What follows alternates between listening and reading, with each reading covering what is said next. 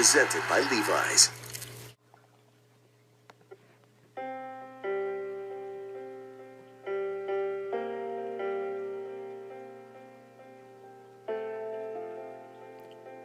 What if I told you that a 6'1" Pacific Islander from the suburbs of Chicago could have been the best player in the entire NBA?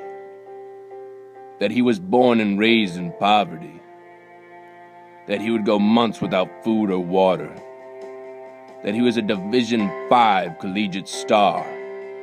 What if I told you that he was sponsored by Gap? This is the story of Bryan Sanchez.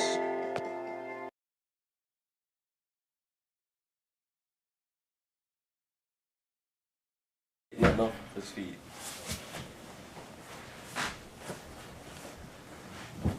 What do I say? Oh, okay. Wait, what? I'm joking. Let me see. He's so good. Man, I saw this kid play I think 2 years ago, you know. The dude took off from the free throw line. Not only that, he did a 360 under the left leg, another 360 under the right leg, behind his motherfucking back, and then he almost made the dunk. It was off the chain. I grew up with him, and he was good. Yeah, I saw this kid play once. I think he was about the 3rd grade, playing against, I think, some 8th graders. At first, I thought it was some kind of joke. Some kid half the size of the other boys playing with them. But boy, he made them 8th graders look silly. I remember this one game, they were down by 32. With 17 seconds left, brought his team back. But they won by 33. By the age of 16, Bryan was a national superstar. He signed a multi-million-dollar sponsorship with a company known as Gap. What up? His sponsorship with Gap provided him with a personal trainer and photographer. Christian Racho happened to be both and was hired immediately. It was rumored that he once trained Sean Kingston.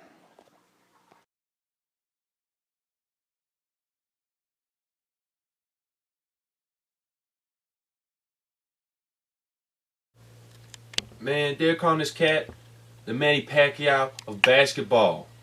Not because he was a Pacific Islander, because he was good.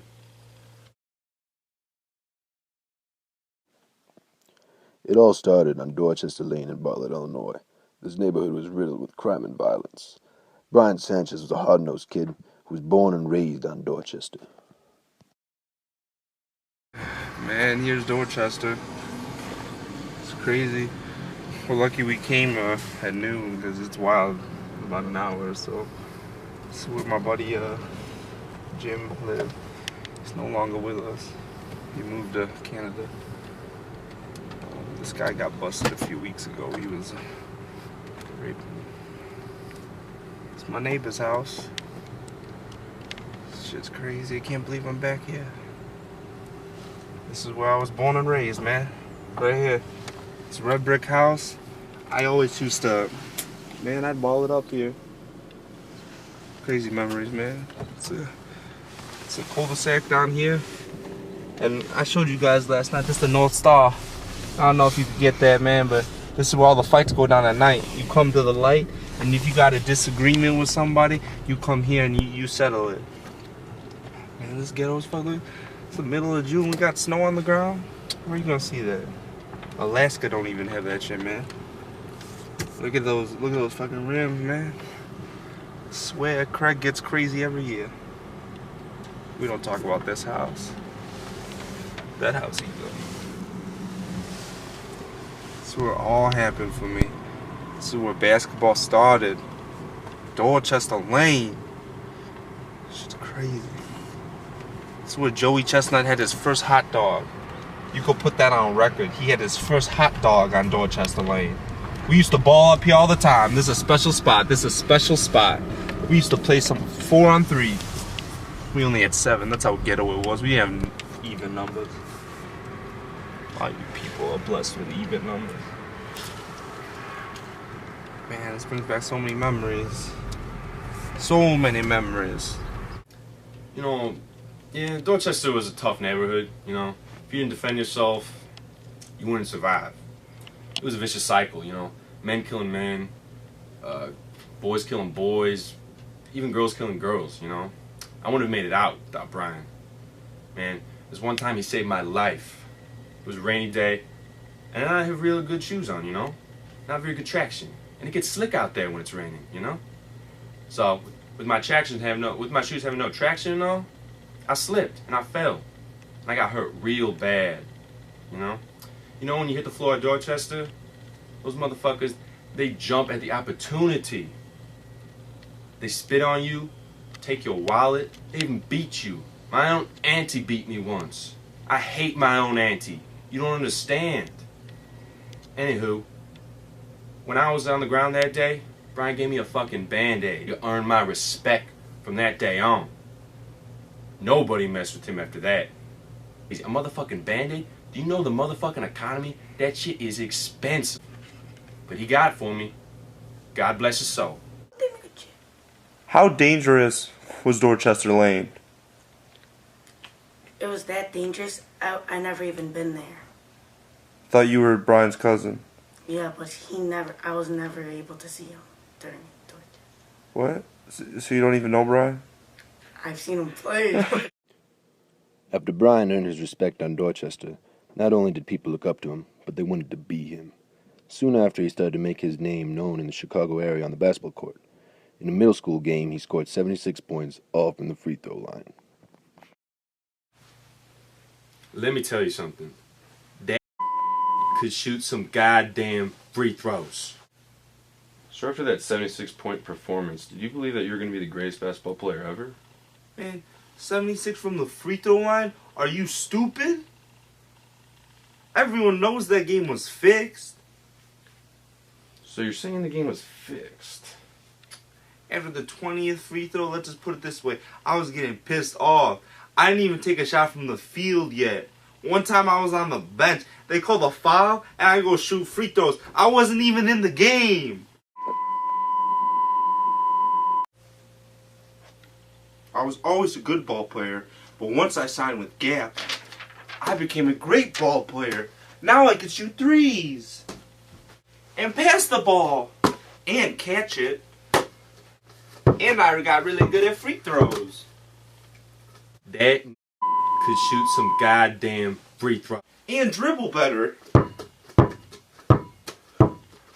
Overall, Gap has made me a better player. And if you want to take your game to the next level, I suggest you buy some Gap clothes today. 30 for 30, presented by Levi's. By Bryan's freshman year, he was #1 recruit in the nation, including Puerto Rico. Yeah, I was getting letters from all schools. Calipari offered me $2 million to play for him, but I declined that because those fuckers were in the NIT. That's some bullshit. After months of pondering, he was considering Kansas, Duke, Kentucky, Ohio State, Michigan State, and Northern Illinois.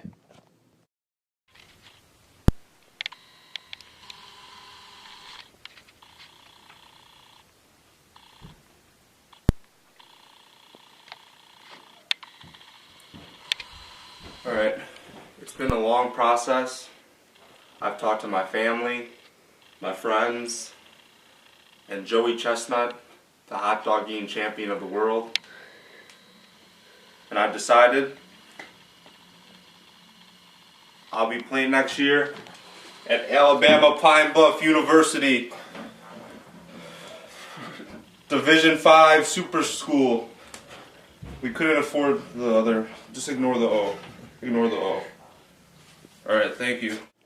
After a surprising decision to attend the Division 5 school of Alabama Pine Bluff, Bryan proved his doubters wrong and averaged 69 points and 69 rebounds throughout his one-year career. Man, the 69 averages wasn't just some dumb coincidence. I was trying to send a message. Get what I'm saying? You feel me, man? Oh yeah, man. You got me. When the NBA draft came along, Bryan was projected #1 overall, until one night ruined his life. It was this one night, you know. Typical day. Same shit, different day. Regular night. Regular night in Bryan Sanchez's life. You know, wake up, eat, ball it up. Then it happened.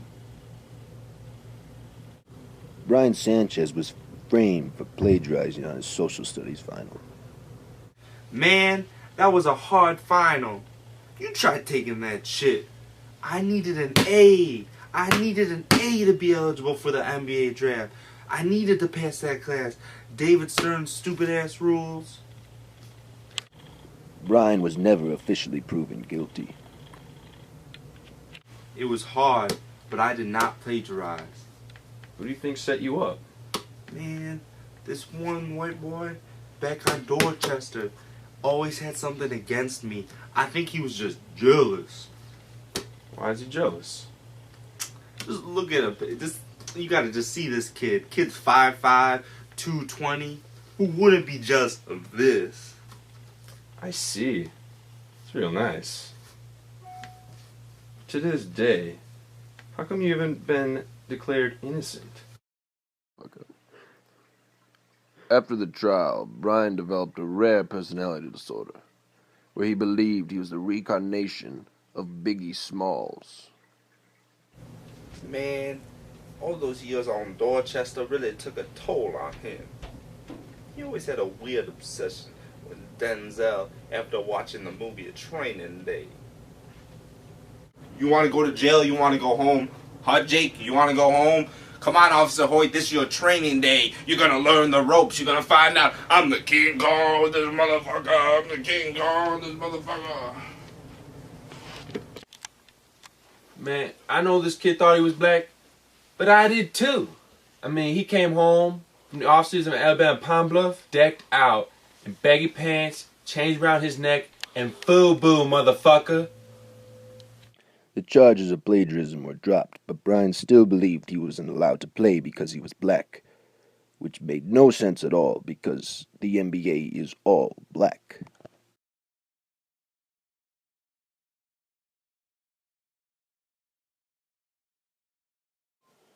After Bryan's personality disorder wore off, it was too late for him to pursue his NBA aspirations. He still resides on Dorchester Lane. He is a symbol of hope. We are his legacy. This is his legend. Light up the darkness. Man, isn't that from I'm Legend? Hurry up, turn it off.